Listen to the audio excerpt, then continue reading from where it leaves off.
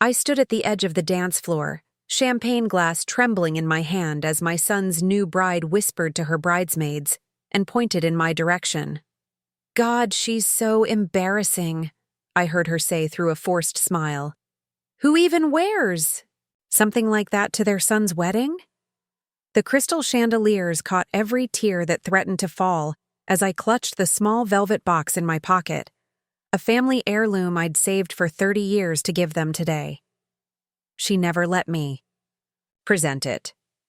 But everything changed when I finally found my voice and made one announcement that silenced the entire room. Before we jump back in, tell us where you're tuning in from, and if this story touches you, make sure you're subscribed, because tomorrow I've saved something extra special for you. My name is Diana Mitchell, and for 48 years, I believed my greatest accomplishment was raising my son, Oliver. I had him when I was just 20, barely out of my own childhood, married to his father, Richard, who worked on oil rigs and was gone more than he was home. Our little house in coastal Georgia creaked during storms and needed constant repairs, but it was where Oliver took his first steps, lost his first tooth, and where I taught him to read by lamplight during those frequent power outages. Richard died when Oliver was 12, a work accident that left me a widow with a middle school boy who suddenly stopped smiling. The life insurance wasn't much, but it kept us afloat while I finished my teaching degree. I taught 3rd grade at Bayview Elementary for 25 years, coming home each afternoon to grade papers at the kitchen table while Oliver did his homework across from me. We became a team, my son and I. When money was tight, we'd turn it into an adventure. Backyard camping when we couldn't afford vacations, library movie nights with homemade popcorn, science experiments in the kitchen that sometimes left marks on the ceiling I never bothered to paint over. Those marks became our history, our inside jokes, our way of saying we made it through. On the nights when grief hit him hardest, when he'd crawl into my room at 2 a.m. asking why his dad had to die, I would hold him and tell stories about the constellations my grandmother had taught me, how each star was a soul watching over us. "Your father has the brightest one," I'd say, pointing out the window. "He's making sure we're okay." Oliver used to tell people, "My mom can fix anything." Not because I was particularly handy, though I learned to unclog drains and patch walls out of necessity, but because he watched me face every broken thing in our lives with steady determination. I was far from perfect. There were nights I cried in the shower so he wouldn't hear me, mornings when getting out of bed felt impossible. But I never let him see me shatter. When he got accepted to Georgia State on a partial scholarship, I emptied my modest savings and picked up weekend tutoring to cover the rest. I still remember helping him move into his dorm room, carefully making his bed with the quilt my mother had made, stocking his mini fridge with homemade meals. As I hugged him, "Goodbye," I whispered. "I'm so proud of the man you're becoming." "I wouldn't be here without you, Mom," he said, his voice cracking slightly. That moment stayed with me through many lonely dinners in our suddenly too quiet house. Oliver thrived in college, studying business and finance with a passion that reminded me of his father. We spoke every Sunday without fail. He'd tell me about his classes, his part-time job at the campus bookstore, the friends he was making. I'd listen eagerly, offering advice only when asked, trying to give him the space to grow while letting him know I was still his safe harbor. During his junior year, he mentioned a girl named Victoria for the first time. "She's in my economics class," he said casually. "We're working on a group project together." Something in his voice changed when he spoke her name, a softness I recognized. By spring, he was talking about her constantly. Victoria's internship at a prestigious firm, Victoria's family's summer home in Savannah, Victoria's plans for graduate school. When he brought her home for Thanksgiving during his senior year, I spent 3 days preparing. I scrubbed every surface of our modest home, baked Oliver's favorite pecan pie, and even splurged on new guest towels for the bathroom. I wanted her to feel welcome, to see that while we didn't have much, we had enough.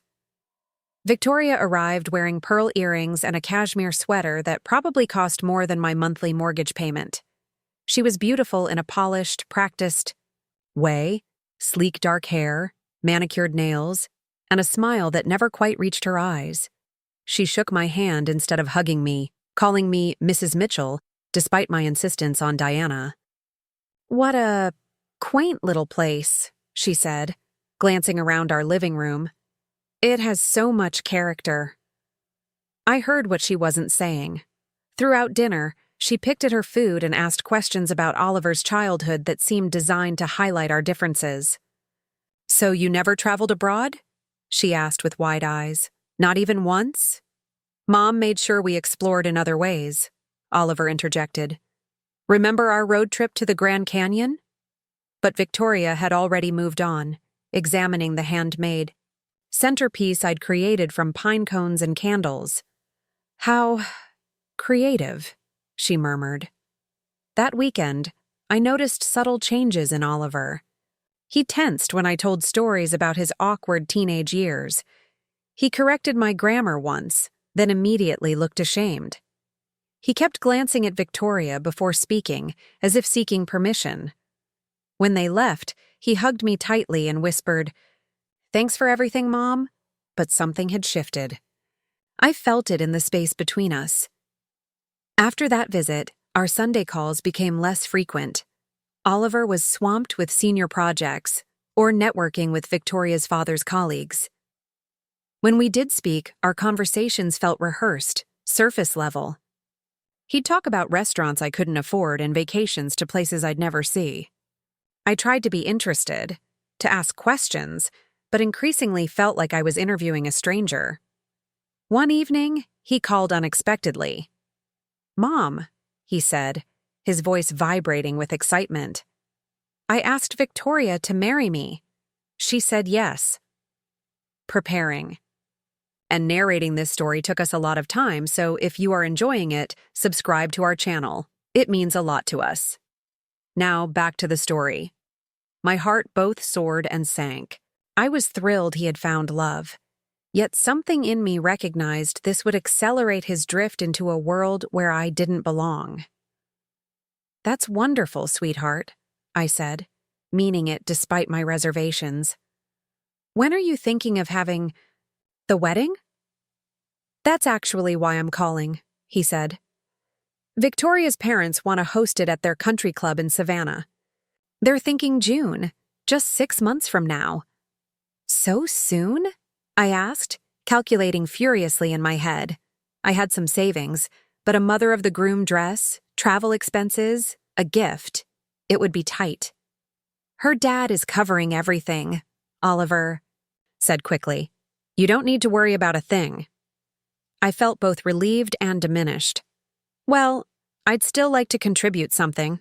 Maybe I could help with the favors or—" "Actually," he interrupted, "Victoria's mother has a specific vision. Everything's being handled by their wedding planner." "I see," I said, though I didn't. "Not really." "Well, I'd love to meet her parents soon. Maybe we could all have dinner." "They're really busy with their foundation," Oliver said, "but you'll meet them at the engagement party next month." The engagement party was held at a waterfront restaurant with floor-to-ceiling windows overlooking the Savannah River. I wore my best dress, a blue sheath I'd bought for a colleague's retirement party, and a strand of pearls that had been my mother's. I arrived 15 minutes early, as was my habit, only to find myself alone in the private dining room save for busy catering staff who barely glanced my way. When Victoria's parents arrived, they entered like royalty, trailed by the wedding planner and photographer. Catherine and James Hamilton were both tall, immaculately dressed, with the confident posture of people who had never worried about mortgage payments or medical bills. Catherine air-kissed my cheeks and immediately handed her designer coat to a waiting server. "Diana, what a pleasure," she said, though her eyes were already scanning the room. "Oliver speaks so fondly of you." "He's my whole world," I said simply. Catherine's smile tightened. "Yes, well, boys do need their mothers. Until they find the right woman." Before I could respond, more guests began arriving. Victoria's college friends, family friends of the Hamiltons, colleagues of James from his investment firm. I recognized no one. I stood near the bar, nursing a single glass of champagne, watching as Oliver and Victoria worked the room like practiced politicians. Every so often, Oliver would catch my eye and smile reassuringly, but he never made his way to my side. Halfway through the evening, Catherine clinked her glass for attention. "We are so thrilled to welcome Oliver into our family," she announced. "James and I couldn't have chosen a better match for our Victoria." James stepped forward. "And we're pleased to announce that after the honeymoon, Oliver will be joining Hamilton Partners as our newest junior executive." Applause erupted. I stood frozen, my champagne forgotten. Oliver had never mentioned a job offer, a career change, a plan to work for Victoria's family. When had this happened? How had I not known? As guests congratulated him, I watched my son's "See?" His smile looked genuine, his handshake firm, but there was something in his eyes I couldn't quite name. Pride, yes, but something else. Relief? Anxiety? I couldn't tell anymore. The boy whose every expression I once knew by heart had become inscrutable to me. Later, as I prepared to leave, I approached Oliver and Victoria to say goodbye. Victoria was deep in conversation with the wedding planner, a slim woman with a severe bob and an electronic tablet permanently attached to her hand. "The mother-son dance should be no more than 2 minutes," Victoria was saying. "We need to keep things moving." "Of course," the planner replied, making a note. "What song were you thinking?" Victoria glanced at me as I approached, then back to her planner. "Oh, something traditional but brief. Nothing too emotional." I stepped forward, my heart suddenly racing. Oliver and I always loved What a Wonderful World. It was playing when he learned to dance for his 8th grade formal. Victoria's smile didn't reach her eyes. "That's sweet, but we're going for a more sophisticated vibe. The band is preparing a classical arrangement." Oliver stood slightly behind Victoria, his eyes darting between us.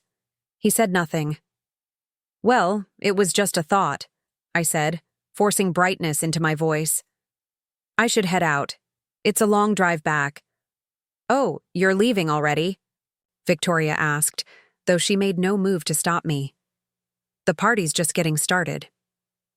"I have school tomorrow," I explained. 3rd graders wait for no one."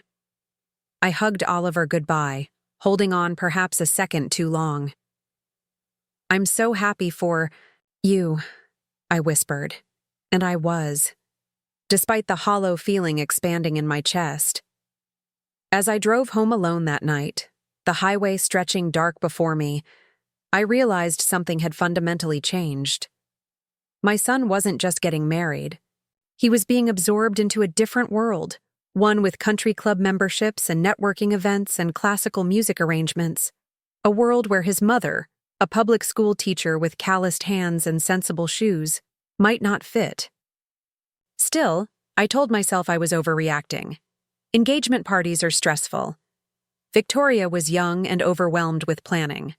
Oliver was navigating new family dynamics. Things would settle. We would find our new normal. I threw myself into preparations for what little I could contribute to the wedding. Though the Hamiltons had made it clear they were handling everything, surely there was something I could do to be part of this momentous day in my son's life. I created a photo album chronicling Oliver's childhood, his father's influence, our struggles and triumphs, the moments that shaped him. I thought Victoria might display it at the reception, a testament to the journey that had led Oliver to her. I also retrieved the one truly valuable thing I owned, my grandmother's sapphire ring. It had survived the Depression, 2 world wars, and my own financial hardships because I'd never been desperate enough to sell it. I had it cleaned and the setting checked, planning to give it to Oliver and Victoria as a symbol that she was now family too. As the wedding approached, Oliver's communication became increasingly sporadic. When we did speak, it was mostly about logistics, when I should arrive, where I'd be staying, not at the luxury hotel with the rest of the wedding party, but at a modest inn nearby, what I should wear. Victoria's mom suggested everyone stick to pastels, he mentioned during one of our brief calls. And maybe not too bright? I understood the subtext. My usual colorful dresses and chunky jewelry wouldn't fit the aesthetic.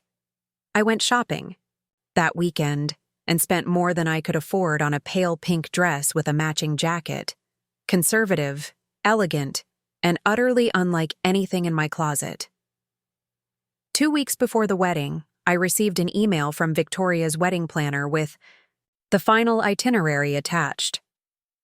My eyes scanned the document, looking for my role in the proceedings. I found myself listed under family seating arrangements at table 6, not at the head table with Oliver, Victoria, and her parents. There was no mention of a mother-son dance, no moment set aside for me to welcome Victoria to our family, however small that family might be. I called Oliver that evening, my voice carefully controlled. I was looking at the wedding schedule, I began. I noticed there's no mother-son dance. A pause. Yeah, about that. Victoria thought it might disrupt the flow of the reception. Her dad's giving a speech, then we're going straight into dinner. I see, I said, though I didn't. I thought, well, it's tradition. Mom, Oliver sighed. Victoria's parents are paying for everything. They get to make the calls on how things go. And what about your calls? I asked quietly. What do you want? Another pause, longer this time. I want everyone to get along. I want a drama-free wedding. That's what I want. I swallowed hard. Of course, no drama. I understand. But as I hung up, I realized I didn't understand at all. The son who once insisted I attend every school function, who proudly introduced me to every teacher and friend, who beamed when I chaperoned field trips, now seemed almost embarrassed by my presence. What had changed? Was it Victoria's influence? The Hamiltons' wealth? Or had I somehow failed him without realizing it? That night, I sat on my back porch, watching fireflies illuminate the gathering darkness. I thought about Richard, about what he would say if he could see our son now. Would he be proud of the successful, ambitious man Oliver had become? Or would he share my sense that something essential was being lost in the pursuit of this new life? I touched the small velvet box in my pocket, feeling the contours of my grandmother's ring inside. 4 generations of women in my family had worn it. Women who had survived wars, economic collapse, personal tragedies. Women who had rebuilt their lives time and again without losing their sense of who they were. I wondered if I was strong, enough to be counted among them. The day before I was set to drive to Savannah for the wedding, I received another email from the wedding planner. The subject line read, "Updated seating chart, final." With a sense of foreboding, I opened the I attachment. My name had been moved from table 6 to table 11, even further from the head table, now seated with distant cousins of the bride whom I had never met. I stared at the screen, a strange calm settling over me. This wasn't an oversight or a logistical necessity. This was a message. I was being minimized, marginalized, methodically pushed to the periphery of my son's life. Each change to the wedding plans, the eliminated dance, the seating arrangement, the controlled wardrobe instructions, was another step in my erasure. For the first time since this wedding planning began, I allowed myself to feel the full force of my hurt and anger, not just at Victoria or her parents, but at Oliver. My son, who had once written in a middle school essay that I was his hero, was now complicit in my diminishment. I poured myself a rare glass of whiskey, Richard's favorite, kept for special occasions, and took it out to the porch swing. As I sipped the burning liquid, I thought about the woman I had become. For 25 years, I had defined myself, primarily as Oliver's mother. I had channeled my grief over Richard's death into creating a secure, loving home for our son. I had worked myself to exhaustion to ensure Oliver had opportunities. I had been strong because he needed me to be. But who was I now? A middle-aged teacher with graying hair and a mortgage nearly paid off. A woman who read mystery novels in bed and sang off-key to 80s songs while gardening. A mother being politely pushed aside as her son stepped into a glossier life. Was that all? Had I become so accustomed to defining myself through Oliver that I had forgotten how to exist as simply Diana? The question haunted me as I packed my suitcase that night, carefully folding the pastel dress I didn't love but had bought to please others. I placed my grandmother's ring in my purse alongside the photo album I'd created. Despite everything, I still intended to give them both to Oliver and Victoria. Not because I expected gratitude, but because these gifts represented who I was, a keeper of history, a believer in family, a woman who loved deeply and without reservation. As I closed my suitcase, I caught sight of myself in the bedroom mirror. I looked tired, diminished somehow. I had allowed myself to be made small by people who measured worth in brand names and social connections. I had been apologizing for my existence, for my modest home and teacher's salary, for my unmanicured hands and sensible shoes. In that moment, something inside me shifted. A quiet but profound refusal took root. I would go to this wedding. I would witness my son's marriage, but I would not apologize for who I was or where we came from. I would not allow myself to be relegated to background scenery in a life I had helped build. That night, I added one more item to my suitcase, a bold turquoise scarf with silver threads that caught the light when I moved. It had been a gift from my third-grade students last Christmas. "It matches your eyes, Ms. Mitchell," they had exclaimed. It was vibrant, joyful, utterly unsuitable for a pastel-themed wedding, and completely, authentically me. I slept soundly, for the first time in weeks, waking with the certainty that whatever happened at this wedding, I would face it as the full, undiminished version of myself. Not just as Oliver's mother, but as Diana Mitchell, teacher, survivor, woman of worth. The morning of the wedding dawned clear and bright. I drove to Savannah with my windows down, singing along to the radio as coastal Georgia unfurled beside me. The fear and hurt I'd been carrying hadn't disappeared, but it had transformed into something more complex, a blend of sorrow, determination, and a strange, unexpected liberation. I checked into the quaint inn where I'd been assigned to stay, changed into my pale pink ensemble, and pinned my turquoise scarf to my shoulder like a statement piece. Looking in the mirror, I smiled at the small rebellion. It wasn't about defying Victoria's color scheme. It was about carrying a piece of my authentic self into a space where I felt increasingly invisible. The wedding was scheduled for 4 p.m. at St. John's Episcopal Church, a historic stone building with soaring arches and stained glass windows that bathed the interior in jewel-toned light. I arrived early, as was my habit, clutching my grandmother's ring and the photo album I'd created. The church was already bustling with florists making final adjustments to elaborate floral displays, photographers setting up equipment, and the wedding planner directing traffic with brisk efficiency. I stood uncertainly in the vestibule, unsure where to go or whom to approach. No one seemed to notice me. Finally, I spotted a young man with a clipboard who appeared to be part of the wedding staff. "Excuse me," I said. "I'm Oliver Mitchell's mother. Could you tell me where I should be?" He glanced at his clipboard. "Family is gathering in the side chapel for photos before the ceremony." I thanked him and made my way through a side door into a smaller room where voices echoed off. Stone walls. The Hamilton family was assembled in full force, at least 20 people arranged in various configurations as a photographer called directions. Victoria, still in a dressing robe rather than her gown, stood with her parents at the center of every grouping. Oliver hovered at the edge, handsome in his tuxedo, but somehow diminished amid the Hamilton clan's confident presence. Catherine Hamilton noticed me first. "Diana," she called with practiced warmth. "You're early."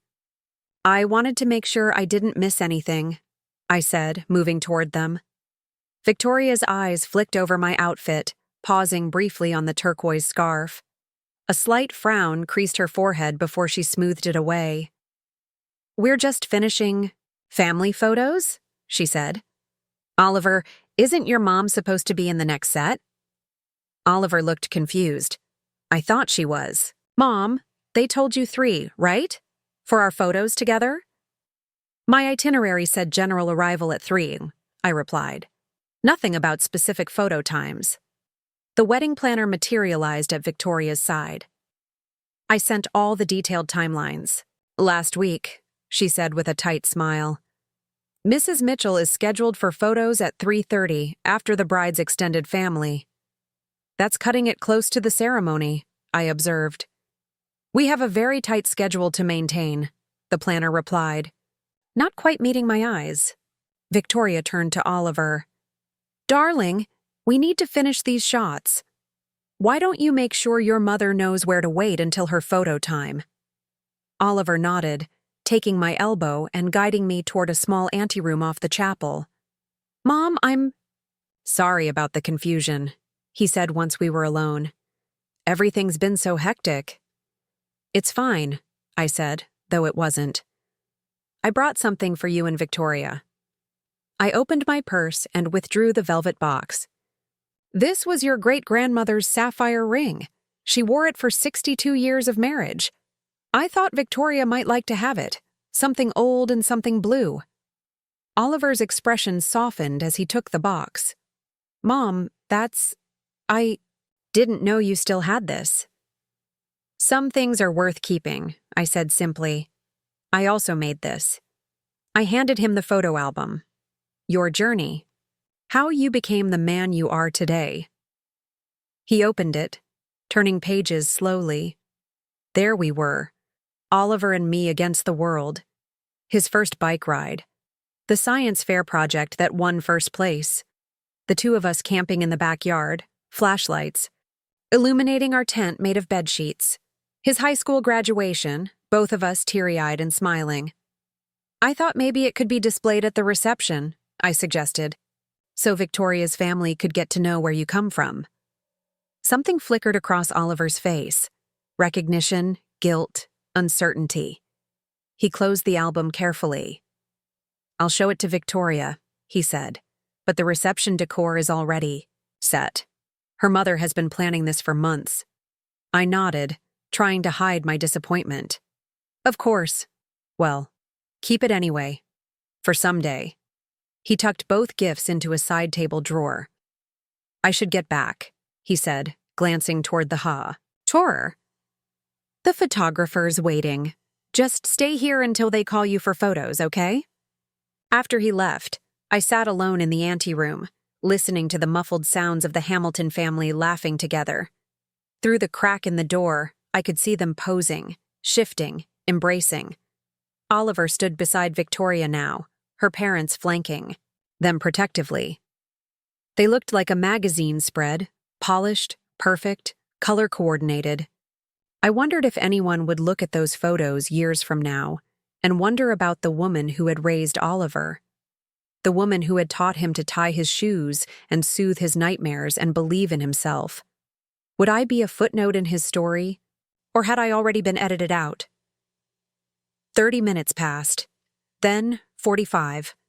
No one came to fetch me for photos. Through the door, I watched the Hamiltons finish their session and disperse, presumably to prepare for the ceremony.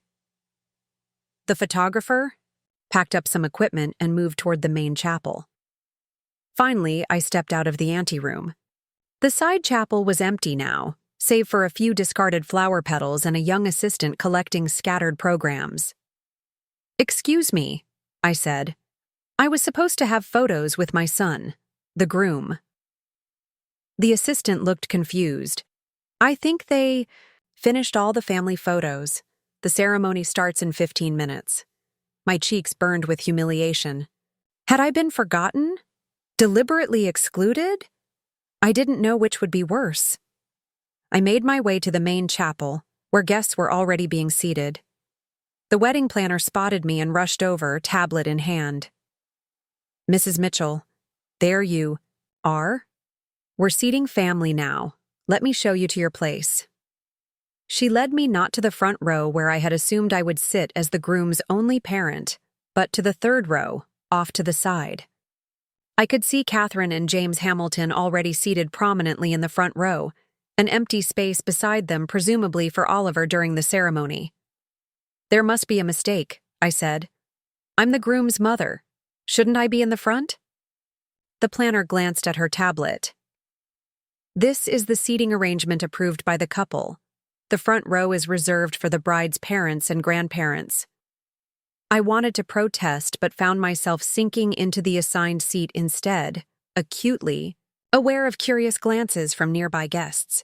A heaviness settled in my chest as the reality of my position became clearer.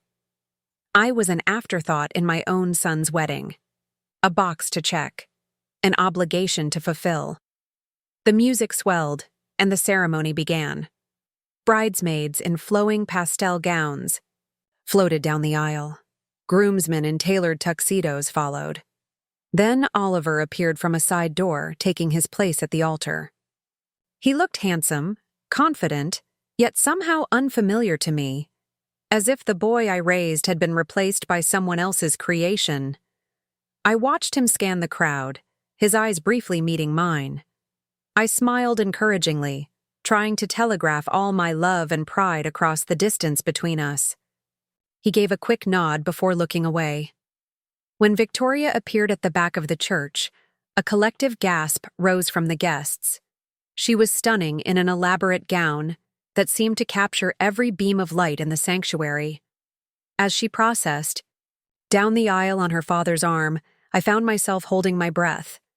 Whatever my feelings about how I'd been treated, this moment wasn't about me. It was about Oliver beginning a new chapter of his life. The ceremony itself was beautiful, if impersonal. The officiant spoke of union and partnership, but made no mention of family heritage or the journey that had brought Oliver and Victoria to this day. When they exchanged vows, clearly written by a professional rather than from the heart, I found myself thinking of the passionate, creative boy who once wrote me poetry on Mother's Day. Where was that authenticity now? After they were pronounced, husband and wife, the recessional music began. Oliver and Victoria practically floated back down the aisle, followed by their wedding party. As they passed my row, Victoria's eyes slid over me without recognition. Oliver didn't look my way at all. While guests moved toward their vehicles for the drive to the reception venue, I lingered in the church, gathering my composure. The side table drawer where Oliver had placed my gifts remained closed. I considered checking to see if he'd remembered to take them, but decided against it. Some disappointments were better left undiscovered. The reception was held at the Savannah Harbor Golf Resort, in a ballroom overlooking manicured lawns that stretched to the riverfront. Crystal and silver gleamed on tables draped in pale blue linens. Elaborate floral arrangements towered from pedestals. A string quartet played softly as guests mingled during cocktail hour. I found my assigned table in the far corner of the room, as distant from the head table as geography would allow. My table mates were Victoria's former roommate's parents, an elderly couple who appeared to be distant relatives of the Hamiltons, and 2 empty seats. No one from Oliver's life. No one who knew our story. "How do you know the happy couple?" the elderly woman asked politely as we introduced ourselves. "I'm Oliver's mother," I said, the words feeling strange on my tongue, as if I needed to defend their truth. "Oh," her eyes widened slightly. "How lovely. Our granddaughter Caroline went to prep school with Victoria. The Hamiltons have been friends for years." I nodded, unsure how to respond. What could I say? That my son attended public school where I taught? That our idea of luxury was ordering pizza on Friday nights? That the watch Oliver now wore, A gift from James Hamilton probably cost more than 3 months of my salary. Throughout dinner, I watched Oliver and Victoria at the head table, surrounded by her parents, the maid of honor, and best man.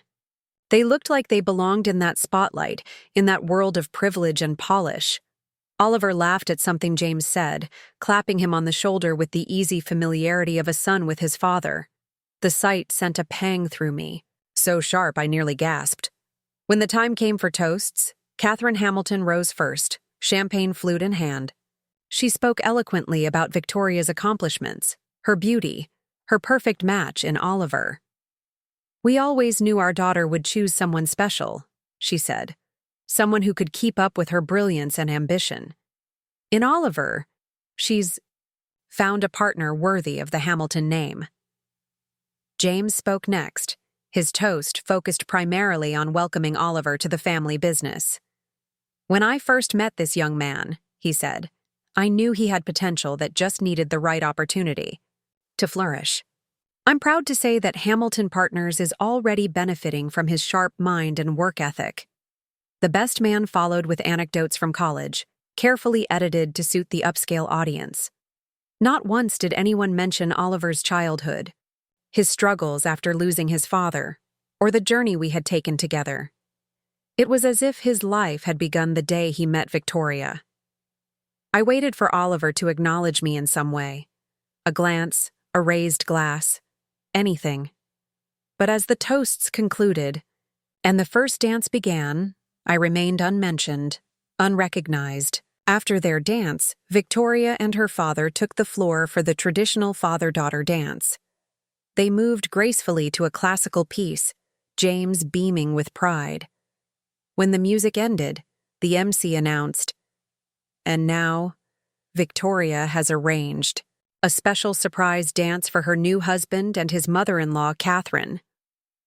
My heart stopped. Oliver and Catherine? A dance that should have been reserved for mother and son was being given to a woman who had known him for barely 3 years. I watched in stunned silence as Oliver led Catherine to the dance floor. They swayed to "What a Wonderful World," the very song I had suggested, the one Oliver and I had danced to in our living room when he was learning for his first school formal. Around me, guests smiled at the sweet gesture. No one seemed to notice or care that the actual mother of the groom sat forgotten at a back table, invisible and unacknowledged. I felt a hand on my shoulder and turned to find the wedding planner standing behind me. "Mrs. Mitchell," she said quietly, "Victoria asked me to let you know that the photographer would like to do a quick family photo with you after this dance. If you could prepare to join them by the cake table." I nodded numbly, watching as Oliver continued to dance with Catherine. When the song ended, guests applauded, and Oliver escorted Catherine back to the head table with a kiss on her cheek. I made my way to the designated photo area, smoothing my dress and tucking a strand of hair behind my ear. Oliver and Victoria were already posing with her extended family, at least 15 Hamiltons arranged artfully around the multi-tiered cake. "Ah, there you are," the photographer said when he spotted me. "Let's get you in here for a quick shot." Victoria's smile tightened almost imperceptibly as I approached.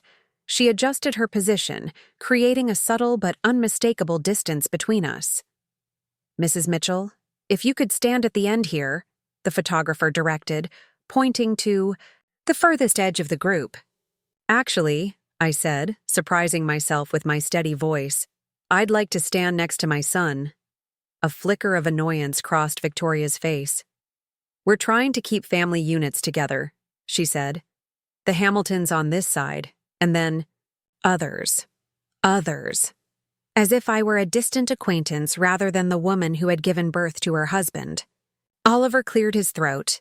The days after the wedding unfolded in a strange, suspended quiet. I returned to my classroom on Monday morning, greeting my third graders with the same enthusiasm I always had, reading them stories with all the funny voices they loved, helping them with fractions and spelling tests as if my world hadn't fundamentally shifted. Teaching had always been my anchor, and now, more than ever, I clung to the familiar rhythm of school days. "Ms. Mitchell, you look Pretty today, said Zoe, one of my students, as I helped her with a math problem. I like your blue necklace. I touched the turquoise pendant I'd chosen that morning, another small act of reclaiming myself. Thank you, Zoe. Blue is my favorite color. Mine too, she exclaimed. My mom says blue is for boys, but I don't think colors belong to anybody. I smiled, unexpectedly moved by her simple wisdom. I think you're absolutely right, Zoe. Colors are for everyone who loves them. That evening, I sat on my back porch with a cup of tea, watching fireflies emerge in the gathering dusk. My phone remained silent. No call from Oliver, no text asking if I'd gotten home safely. The old me would have reached out first, making excuses for him, smoothing over the awkwardness. But the woman who had stood barefoot on the beach in the middle of the night, remembering herself beneath the stars, knew it was time for different choices. Instead of calling Oliver, I called my sister, Margaret, who lived in Arizona. We'd grown apart over the years, our communication reduced to holiday cards and occasional emails. She sounded surprised to hear my voice. Diana? Is everything okay? How was the wedding? I took a deep breath and told her the truth. Not a sanitized version, not the face-saving story I might have constructed before, but the raw, painful reality of what had happened. Oh, honey, she said when I finished. I wish I could hug you right now. I'm okay, I said, and was surprised to realize it wasn't entirely a lie. It hurt. It still hurts, but it's also opened my eyes. I've been defining myself exclusively as Oliver's mother for so long that I forgot there were other dimensions to who I am. Margaret was quiet for a moment. You know, I always admired how devoted you were to Oliver after Richard died, but sometimes I worried you were giving up too much of yourself. Maybe I was, I admitted, but I don't regret giving him everything I could. I just regret letting myself disappear in the process. So what now? She asked. I thought about Gladys's words at the hospital. Now I remember how to be Diana. The following Saturday, instead of spending the day grading papers and doing laundry as I typically would, I drove to a nearby state park I'd always meant to explore. I wore jeans and a t-shirt that had nothing to do with anyone's expectations, packed a simple lunch, and spent hours hiking trails that wound through pine forests and along coastal marshes. The solitude was both foreign and familiar.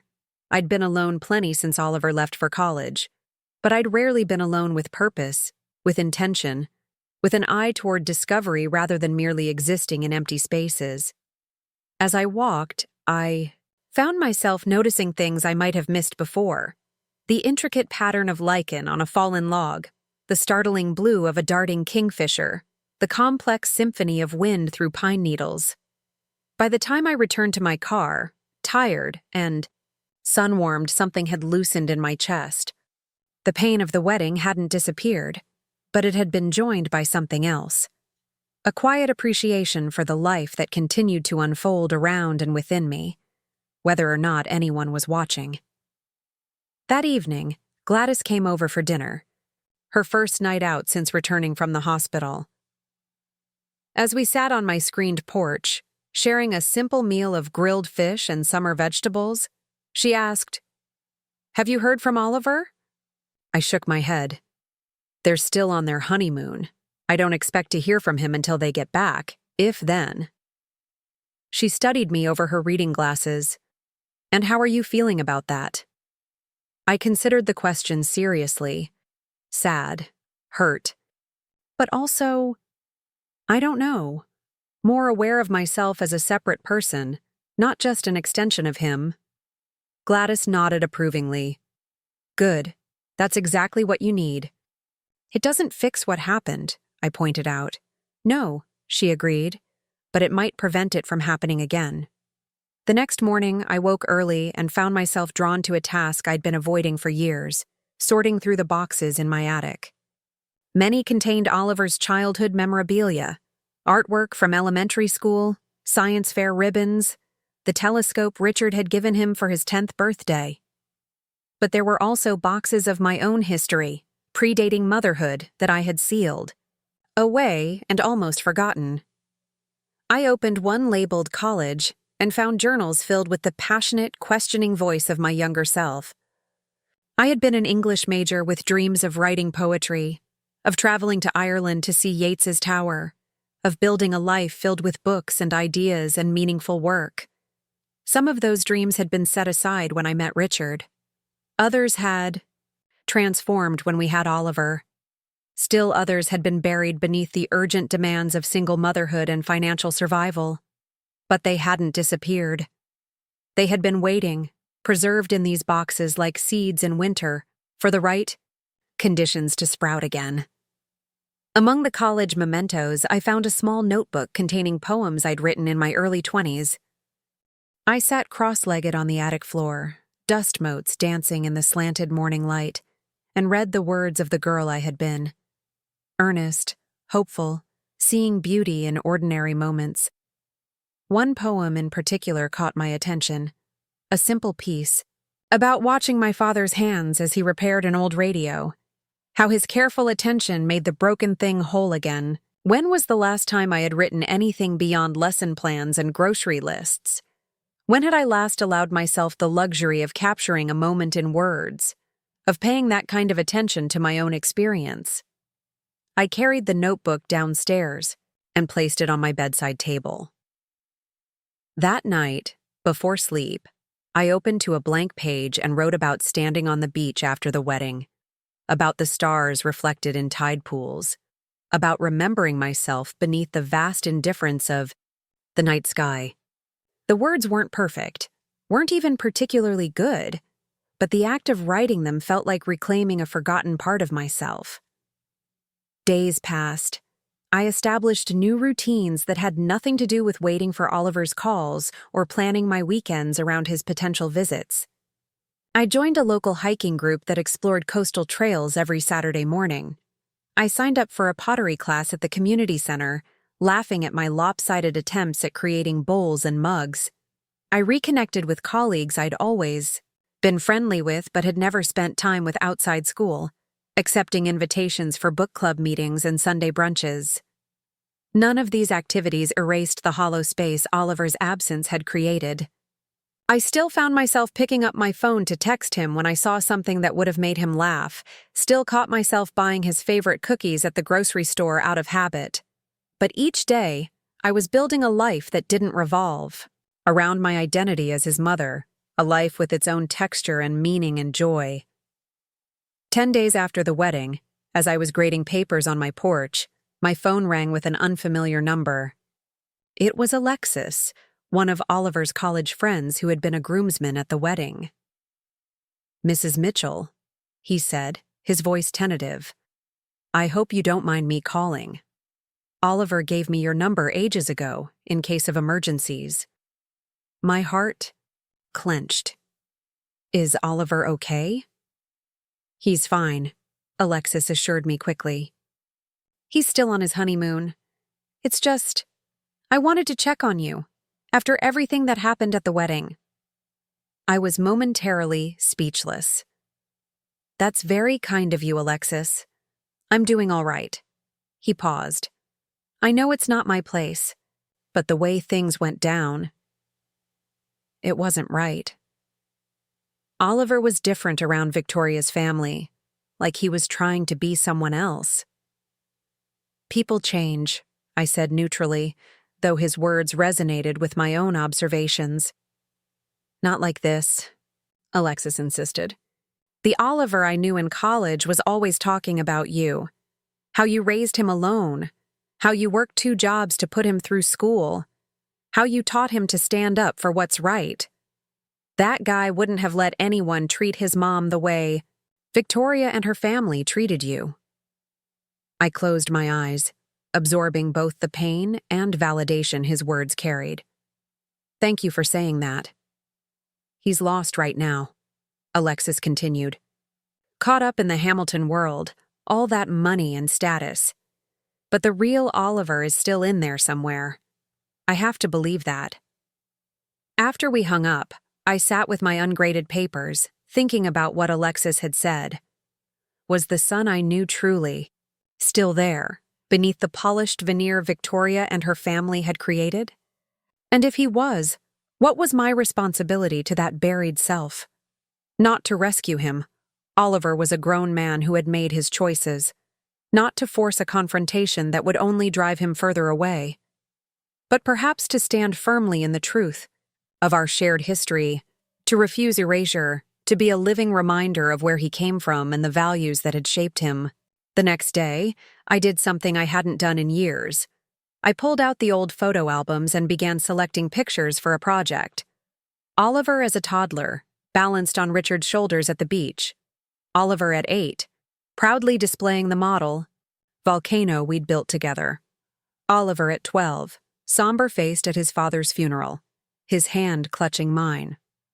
Oliver at 18, beaming in his graduation cap, both of us tired but triumphant. I chose images that told the true story of his journey, not the sanitized, Instagram-worthy version the Hamiltons might prefer, but the messy, beautiful, sometimes painful reality of a life built on love and resilience rather than privilege and appearances. With these photos, I created a simple website titled Oliver's Journey. Beneath each image, I wrote a brief narrative, not to embarrass him or expose private struggles, but to honor the truth of who we had been together, what we had overcome, how far he had come through his own determination, and the unwavering support of a mother who believed in him. I didn't publish the site or share it publicly. It wasn't meant as a weapon or a way to shame him. It was a testament, a record, a quiet insistence that our history would not be rewritten or erased. If Oliver was ready to remember himself, it would be waiting. The day before Oliver and Victoria were due to return from their honeymoon, I received an unexpected visitor. I was in the garden, harvesting late summer tomatoes, when a sleek black car pulled into my driveway. To my astonishment, James Hamilton emerged, looking incongruous in his tailored suit against the backdrop of my modest home and overgrown garden. "Mrs. Mitchell," he said, approaching with the confident stride of a man accustomed to commanding. "Rooms. I hope I'm not intruding." I straightened, wiping my hands on my gardening apron. "This is a surprise, Mr. Hamilton." "James, please." He glanced around, taking in the peeling paint on my porch railings, the mismatched flower pots, the weathered wind chimes hanging from an old oak tree. His expression revealed nothing of his thoughts. "Do you have a moment to talk?" I led him to the porch, offered iced tea which he declined, and waited for him to explain his presence. He seemed unexpectedly hesitant, this man who had orchestrated my exclusion from my son's wedding with such casual efficiency. "I received an interesting phone call yesterday," he finally said, "from my brother, who teaches economics at Georgia State." I raised an eyebrow, uncertain where this was going. He mentioned that one of his most promising students a few years back was named Oliver Mitchell.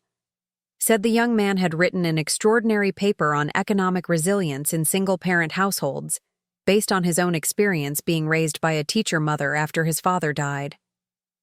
I remained silent, watching James's face.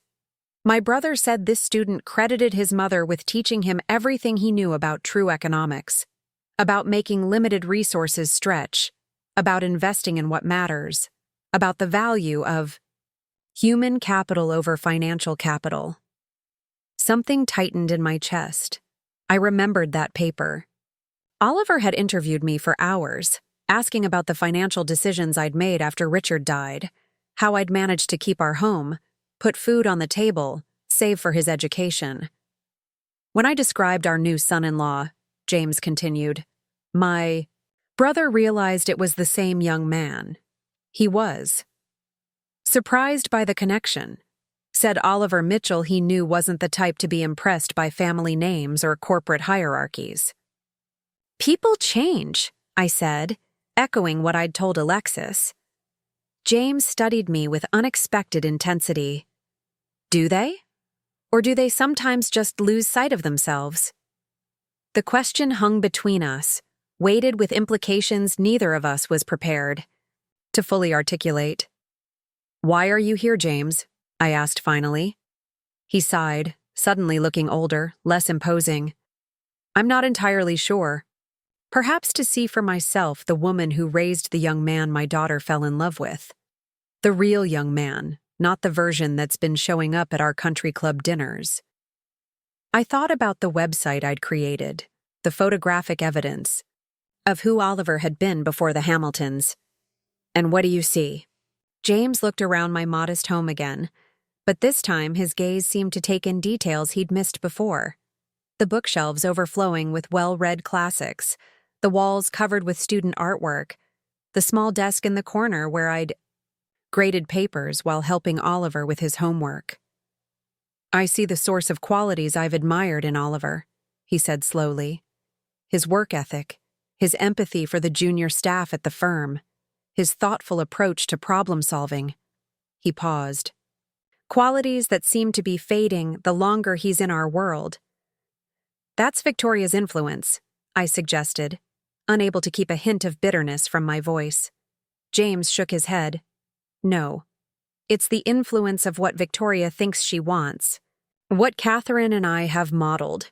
Status, appearances, moving in the right circles." He made air quotes around the word right, surprising me with this small acknowledgement of artifice.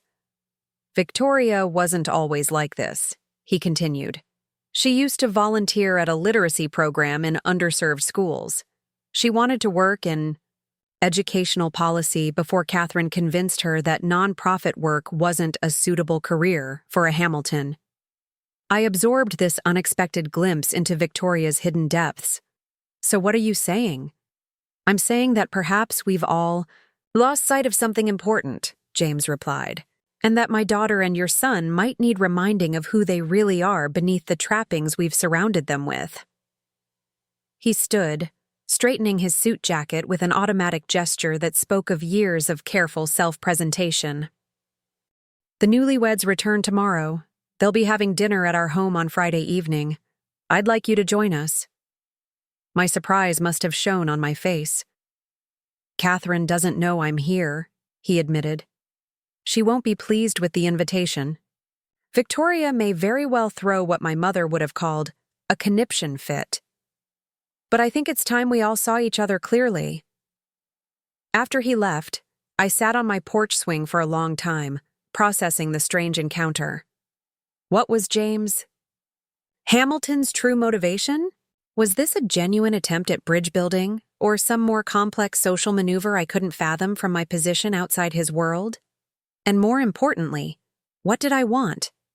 Did I want to subject myself to another potentially humiliating evening with the Hamiltons? Did I want to force my presence on a son who had made his choice clear through his silence? Was there any point in fighting for recognition from people who had so deliberately excluded me? As the sun set over my garden, painting the tomato plants and herb beds in golden light, I thought about the woman I had been rediscovering in these weeks since the wedding. The woman who wrote poetry about small, beautiful moments. The woman who found joy in teaching children to see possibility in themselves. The woman who had survived loss and built a meaningful life from its ashes. That woman didn't need the Hamiltons' approval or even her son's acknowledgement to know her own worth. But she also wasn't afraid to stand in her truth, to occupy space she had earned through years of quiet sacrifice and unwavering love. I picked up my phone and called the number James had left. "I'll be there," I said when he answered. "But I'll be coming as myself, not as someone you need to remake to fit your world." "I would expect nothing less, Mrs. Mitchell," he replied, and I thought I detected a note of something like respect in his voice. The next morning, I woke to a text message from Oliver, the first communication since the wedding. "Back from honeymoon. We'll call soon." No mention of how I'd left the reception, no question about Gladys's health, no acknowledgement of the silence that had stretched between us. In the past, I would have responded immediately, eager to maintain connection at any cost. Instead, I set my phone aside and went about my morning routine. Coffee on the porch, watching cardinals at the bird feeder, reviewing lesson plans for the day. Only after I'd arrived at school, centered in myself and the work I loved, did I send a simple reply, "Welcome back. Looking forward to it." Throughout the day, as I guided my students through fractions and spelling tests, I thought about the dinner that lay ahead. I didn't harbor illusions that one evening would repair the damage done or bridge the vastly different worlds Oliver and I now inhabited. But perhaps it could be a beginning, not of reconciliation exactly, but of recognition, of seeing and being seen, honestly and completely. That evening, I opened my closet and surveyed its contents, considering what to wear to dinner at the Hamilton's home. My eyes fell on a dress I had purchased years ago for a school fundraiser, but had rarely worn, a deep teal sheath that brought out the blue in my eyes and complemented my silver-streaked hair. It wasn't pastel. It wasn't designer. It wasn't what Victoria or Catherine would choose. But it was beautiful, and it was me. I laid it out on my bed alongside the turquoise scarf I'd worn to the wedding. As I looked at these items that so clearly expressed my personal aesthetic rather than someone else's expectations, I felt a calm certainty settle over me. Whatever happened at the Hamiltons' dinner, whether I was welcomed or merely tolerated, whether Oliver remembered himself or remained trapped in his new persona, I would arrive as the authentic Diana Mitchell, teacher, poet, survivor, mother, not seeking approval, not apologizing for my existence, but standing firmly in the knowledge of my own inherent dignity and worth. The pieces of myself I had been reclaiming in the weeks since the wedding weren't armor against future hurt, but they were something equally powerful, a foundation too solid to be shaken by others' judgment, a self too real to be erased. As I hung the dress back in my closet to keep it from wrinkling, my phone rang. It was Oliver. "Mom," he said, his voice tentative, almost unrecognizable. "Do you have a minute to talk?" I sat down on the edge of my bed, heart racing despite my determination to remain composed. "Yes, I have time," I said, keeping my voice even. "How was the honeymoon?" "It was." "Nice," Oliver replied, sounding distracted. "The resort was amazing. Victoria went scuba diving every day." "And you?" I asked. "Did you enjoy the diving too?" Oliver had always been afraid of deep water, ever since a childhood incident at the community pool. It was the kind of detail mothers remember, the kind that seemed to have been forgotten in the whirlwind of his transformation. "No, I mostly stayed on the beach, read some books." There was an awkward pause. "Mom, about the wedding reception. Alexis told me you had to leave because your neighbor was in the hospital. Is she okay?" "Gladys is fine now," I said. "It was a heart scare, but she's recovering well." "Good, that's good." Another pause. "I didn't know you'd left until the next morning. I'm sorry I didn't check on you." I waited, giving him space to say more, to acknowledge the deeper issues at play. But he seemed to consider this apology sufficient. "Dad told me he stopped by your house yesterday," he continued, changing the subject. "Said he invited you to dinner tomorrow night at their place." "Yes, he did." "And you're coming?" His tone was hard to read. Surprise, anxiety, perhaps a hint of hope. "I am," I confirmed. "Mom, you should know. Victoria's not thrilled about it. She thinks, well, she's worried things might be awkward after." "After she called me embarrassing at your wedding?" I finished for him, the words emerging with quiet directness. "After she and her mother systematically excluded me from every meaningful part of the day. After you stood by and let it happen?" Oliver's sharp intake of breath was audible through the phone. I had never spoken to him this way, with such calm, unvarnished truth. The old Diana would have smoothed things over, made excuses, shouldered blame to ease his discomfort. I didn't," he stammered. "Yes, you did," I said gently. and we both know it. The silence that followed felt like a chasm opening between us, but also, paradoxically, like the first honest moment we'd shared in years. "I don't know what to say," he finally admitted. "You don't have to say anything right now," I told him. "But at some point, we'll need to talk about what happened and why. Not to make you feel guilty, but because I love you too much to pretend it didn't hurt." After a moment, his voice came back smaller, almost childlike. "Will you still come tomorrow?"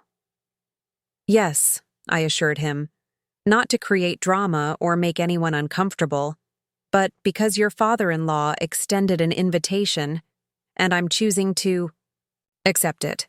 I'll be there as myself, Oliver. The real me, not the version Victoria or her mother might prefer." "Okay," he said, sounding both relieved and apprehensive. "I'll see you tomorrow then." After we hung up, I noticed my hands were shaking. I'd never spoken to Oliver with such honesty about my own feelings, my own hurt. I'd always protected him, cushioned him, put his emotions before my own. It felt both terrifying and exhilarating to have finally given voice to my truth. I wondered briefly if I had gone too far, if this new directness might drive him further away. But then I remembered, standing on the beach after the wedding, remembering myself beneath the stars. Whatever happened with Oliver, I would no longer disappear to make others comfortable. That, at least, was a promise I could keep to myself. The next day passed in a blur of teaching, grading papers, and trying not to overthink the evening ahead. When the final school bell rang, I drove home with a strange sense of calm. I had faced exclusion and erasure at the wedding. What could a dinner possibly hold that would be worse? I had already survived the loss of my husband, raised a child alone, rebuilt a life from brokenness. I could certainly handle one meal with the Hamiltons. I took my time getting ready, treating the process as an act of self-care rather than preparation for judgment. I soaked in a bath scented with lavender oil, dried my hair until it fell in soft waves around my face, applied minimal makeup that enhanced rather than masked my features. When I slipped on the teal dress, I was struck by how the woman in the mirror looked both familiar and new, as if pieces of my younger self had merged with the wisdom the Hamilton estate was exactly as I had imagined. A sprawling Georgian mansion, set back from the road behind wrought iron gates and meticulously manicured gardens. As I drove up the circular driveway, gravel crunching beneath my tires, I took a deep, centering breath. I had chosen to come here not as a supplicant seeking approval, but as a woman secure in her own worth, ready to stand in her truth regardless of how others might receive it. The front door opened before I could ring the bell, revealing a young woman in what appeared to be a uniform. The Hamiltons had household staff, of course.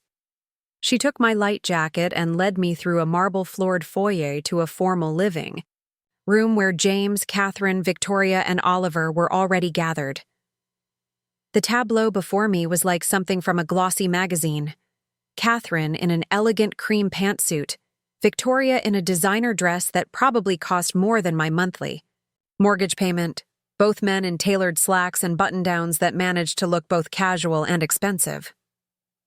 They were arranged around a coffee table laden with what appeared to be imported cheeses and wine in crystal glasses. For a moment, no one moved. Then James stood, extending his hand in greeting. "Diana, thank you for coming. Please, join us." Catherine's smile was tight but polite. "Diana, what a vibrant color you're wearing." I touched my teal dress, refusing to feel self-conscious.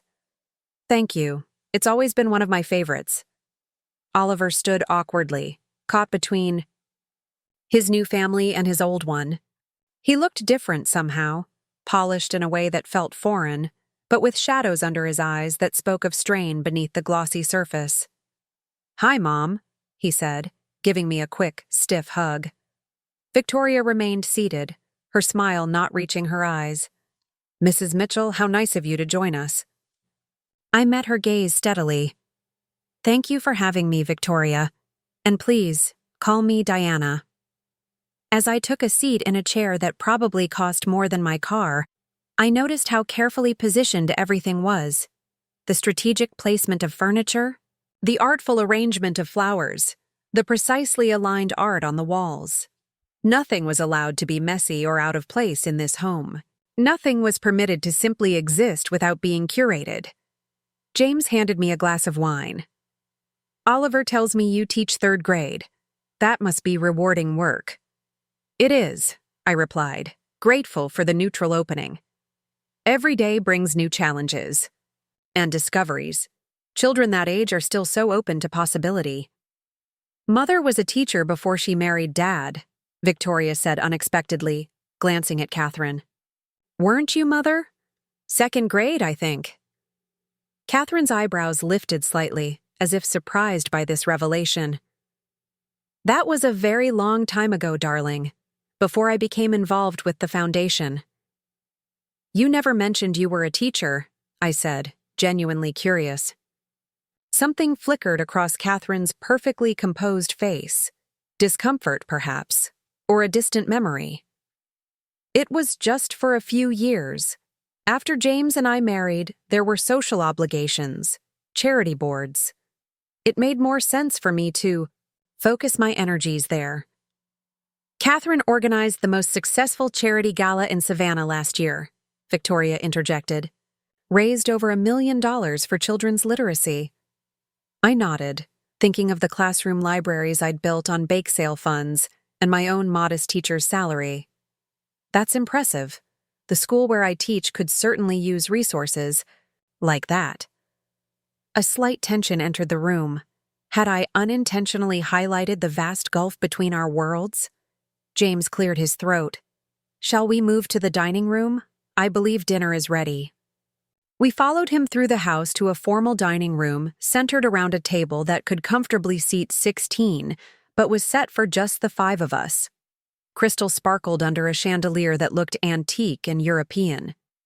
The place settings featured more forks than I knew what to do with. As we took our seats, Catherine and James at either end, Victoria and Oliver on one side, me alone on the other, I felt the physical manifestation of my outsider status. But instead of shrinking from it, I sat tall, meeting each of their gazes, with quiet confidence. A uniformed server appeared with the first course, some kind of soup featuring ingredients I couldn't readily identify. As we began to eat, Catherine took control of the conversation, steering it toward safe, superficial topics: the unseasonably warm weather, an upcoming charity event, a mutual acquaintance's renovation project. I participated politely but didn't allow myself to fade into the background. When Catherine mentioned her book club's latest selection, a best-selling memoir by a famous CEO, I offered my own perspective on the book, having read it for my school's professional development. "I found his views on leadership interesting," I said, "though I question whether managing billion-dollar corporations requires the same skills as nurturing young minds." Victoria's fork paused halfway to her mouth. "I imagine running a successful company is considerably more complex than managing a classroom." "Different, certainly," I agreed, "but not necessarily more complex. In my classroom, I'm responsible for the intellectual development, emotional well-being, and physical safety of 28 unique individuals, each with their own needs, strengths, and challenges. I can't delegate that responsibility, outsource it, or measure success solely by quantifiable metrics. The stakes, children's futures, are immeasurably high." Oliver was staring at me with an expression I couldn't quite read, surprise perhaps, or recognition of the passion that had once defined me before I became cautious about taking up space. James nodded thoughtfully. "An excellent point, Diana. I've often said that my elementary school teachers had more influence on my life trajectory than my MBA professors." Victoria looked displeased by her father's agreement with me. "Daddy, don't you think that's a bit of an exaggeration? Your business acumen hardly came from learning the alphabet." "No," James said mildly, "but my ability to think critically, communicate effectively, and persevere through challenges? Those foundations were laid long before Harvard. I smiled at him, surprised by this unexpected alliance. Thank you, James.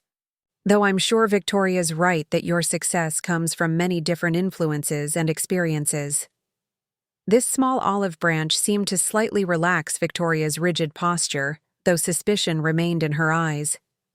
As the main course arrived, some kind of roast with vegetables arranged too artfully to disturb, Catherine steered the conversation toward Oliver and Victoria's new apartment. The interior designer says the custom furniture will be ready next month, she informed me, as if this should impress me. She's incorporating elements of both modern minimalism and traditional Southern elegance. That sounds lovely, I said sincerely. Oliver always had a good eye for design, even as a child. Remember that treehouse you built when you were 12? I directed this to my son. You drew up detailed plans, measuring everything precisely, to fit between those two old oaks in our backyard. For the first time that evening, Oliver's expression softened into something genuine. Dad had just died, he said quietly. I needed a project to focus on. Victoria looked startled, as if this reference to Oliver's loss and our shared past was unexpected, perhaps unwelcome at her perfectly orchestrated dinner. You spent weeks on it, I continued, holding my son's gaze. Scrounging materials from construction sites, convincing the neighbors to donate old furniture. You were so resourceful. We couldn't afford to buy new lumber, Oliver explained to the table, a slight defensive edge to his voice. But that didn't stop you, I reminded him gently. You found a way to create something beautiful and functional with limited resources. That creativity, that determination, that's always been who you are. A heavy silence fell over the table. I hadn't raised my voice or used accusatory language, but the implication hung in the air. The Oliver I was describing, resourceful, determined, unafraid of constraints, seemed at odds with the man who now sat before us, dependent on his in-laws' connections and wealth. James broke the silence. That's precisely the quality that impressed me when Oliver interviewed at Hamilton Partners. His ability to see possibilities others might miss. He turned to his son-in-law. It's why I think the riverfront development project would benefit. From your perspective, despite what the senior partners might think. Oliver looked surprised. I thought that project was going to Henderson's team. It was, James confirmed. But I've been reconsidering. Fresh eyes might be valuable. Of course, it would mean bucking some conventional wisdom, taking some creative risks. I watched something flicker in Oliver's eyes. Interest, ambition, perhaps a glimmer of his former self. Before he could respond, however, Victoria interjected. Daddy, Oliver needs to establish himself with more traditional clients first. The riverfront project is too experimental for someone just starting out. Mother agrees with me, don't you? Catherine nodded. It would be unusual to assign a junior executive to such a visible project. People might question the decision, assume it was merely nepotism. Or, James countered, they might recognize genuine talent when they see it. He looked directly at Oliver. What do you think? Are you interested in the challenge? All eyes turned to my son. In that moment, I could see the crossroads he faced with perfect clarity. The safe, prescribed path laid out by Victoria and her mother versus the riskier but potentially more fulfilling route his father-in-law was surprisingly offering. Oliver hesitated, glancing at Victoria, then at me. I kept my expression neutral, determined not to pressure him either way. This was his choice to make. I'd like to hear more about it, he said finally. The riverfront has so much potential. That hasn't been realized. Victoria's displeasure was evident, but before she could object further, the server appeared to clear our plates and announce that dessert would be served in the garden room. As we relocated to a glass-enclosed space filled with exotic plants and overlooking illuminated formal gardens, I found myself walking beside Catherine.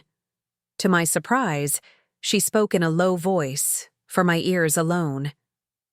You raised him to be independent. Sometimes I think Victoria would have benefited from a bit more of that.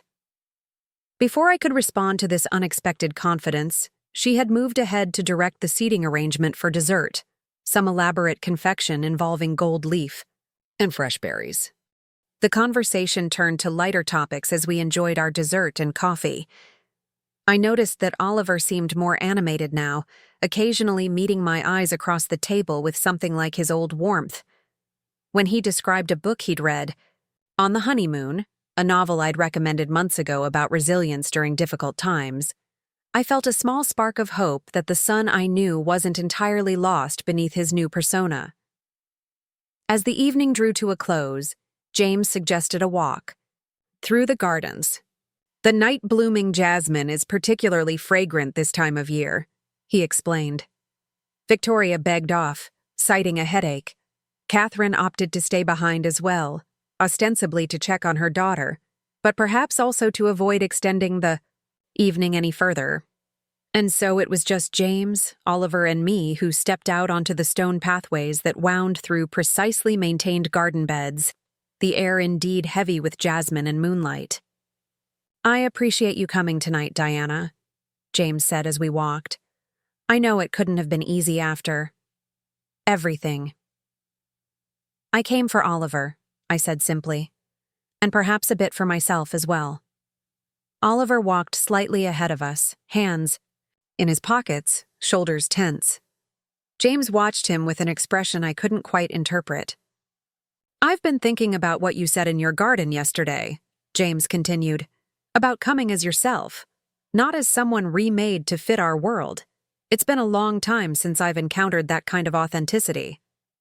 It's not particularly special, I demurred, just honest. But it is special, he insisted. In our circles, people are constantly shape-shifting, becoming whoever they think others want them to be. It's exhausting to watch, let alone live. I glanced at Oliver's, back a few paces ahead of us. And yet you've encouraged my son to do exactly that. James sighed. Not intentionally. I saw potential in him, real potential. I thought I was offering opportunity, mentorship.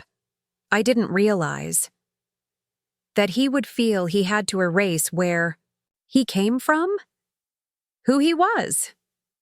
I finished for him. Yes, James admitted. That was never my intention. Ahead of us, Oliver had stopped walking, his attention caught by a stone bench partially hidden in an alcove of flowering shrubs. As we approached, I realized why. The bench was engraved with a quotation from Thoreau. Live the life you've imagined. My grandfather installed this, James explained. He started Hamilton Partners from nothing, you know.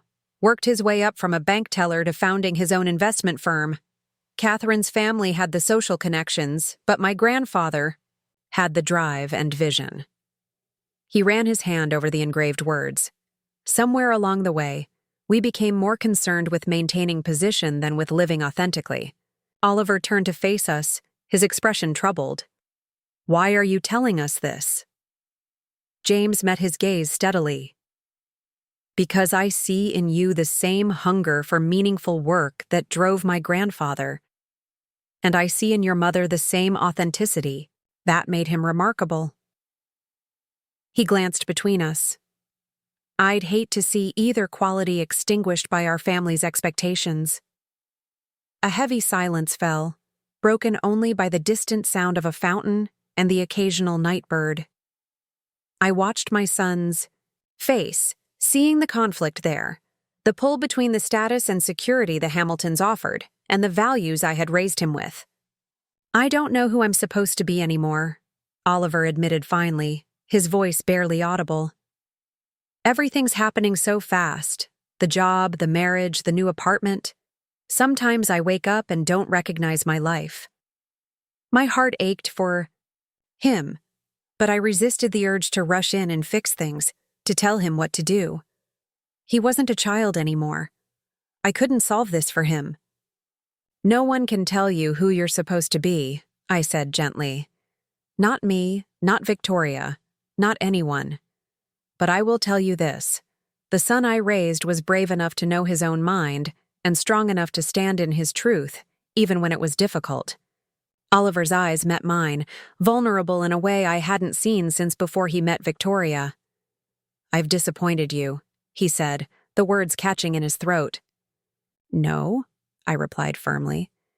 "You've confused me, hurt me at times, but never disappointed me.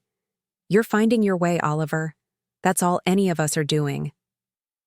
James cleared his throat, seeming almost embarrassed to witness this raw moment between mother and son.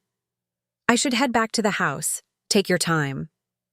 He nodded to me respectfully before walking back along the stone path, leaving Oliver and me alone in the jasmine-scented darkness. For a moment, neither of us spoke.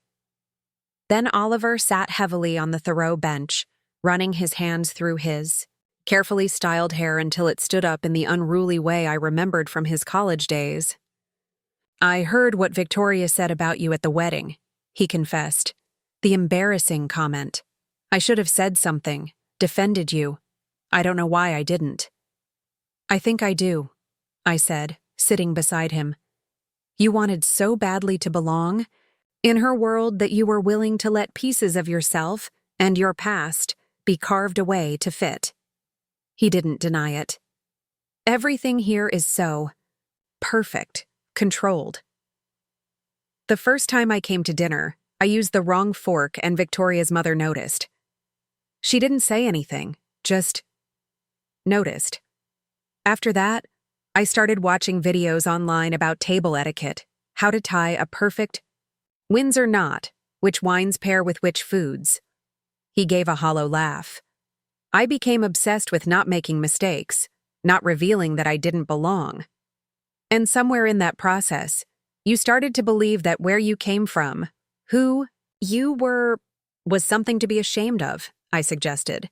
Oliver looked at me with pain in his eyes. "I'm not ashamed of you, Mom. I've never been ashamed of you."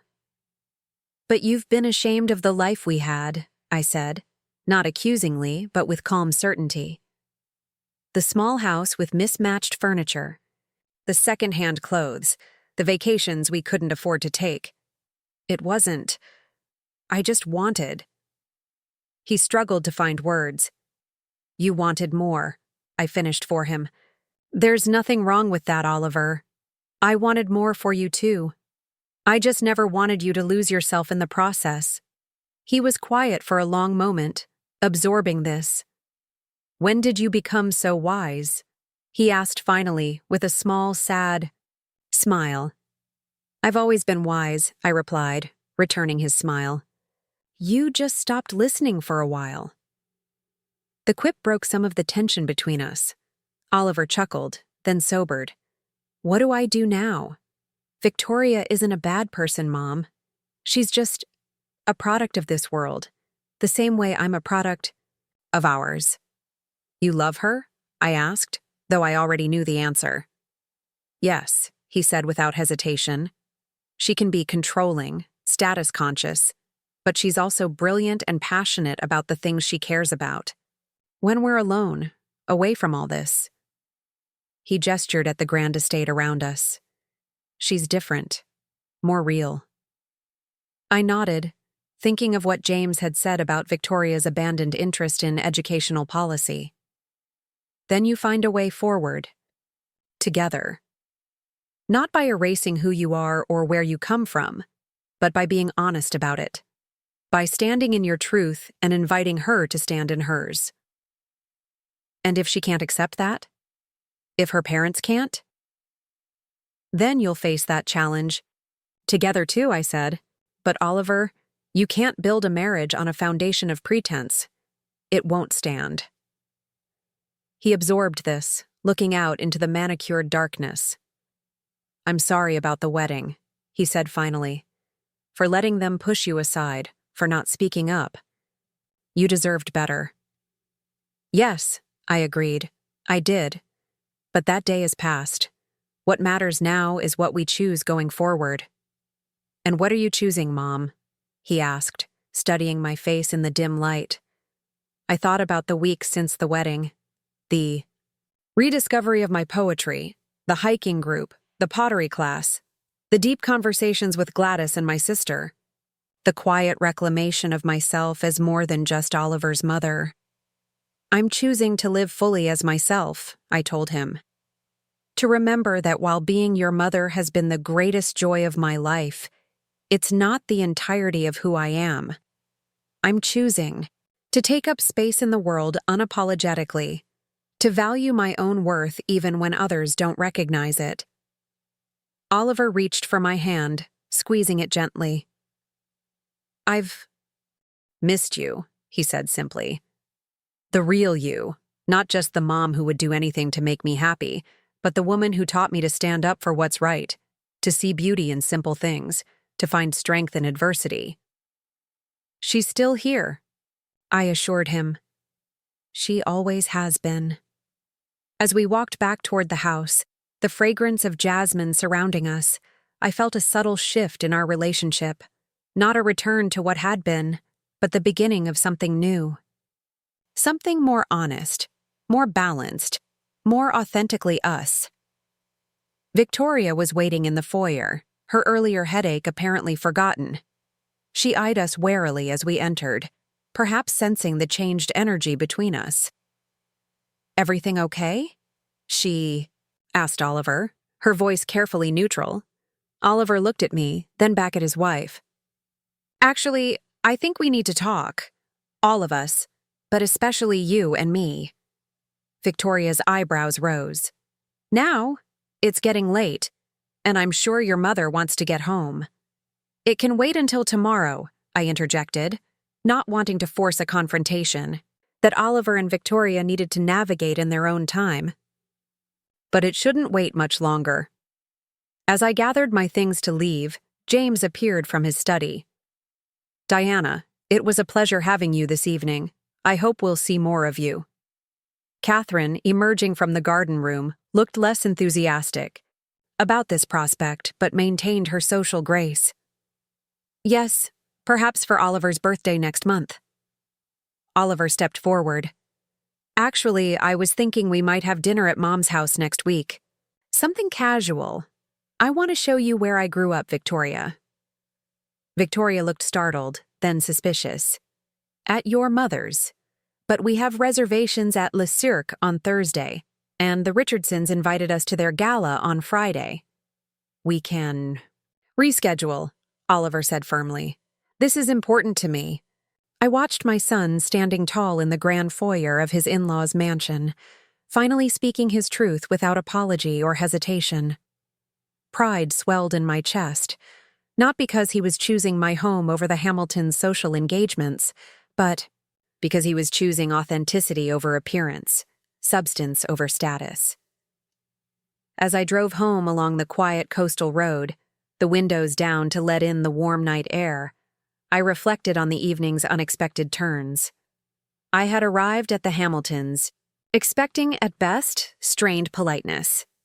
At worst, further humiliation. Instead, I had found glimmers of hope. In James's surprising respect, in Catherine's brief moment of candor, in Oliver's awakening to the cost of his chameleon transformation. More importantly, I had discovered a strength in myself I hadn't fully recognized until it was tested. The woman who had stood barefoot on the beach after the wedding, remembering herself beneath the stars, had walked into the lion's den tonight and emerged not just unscathed, but victorious. Not through confrontation or ultimatums, but through the quiet power of living authentically.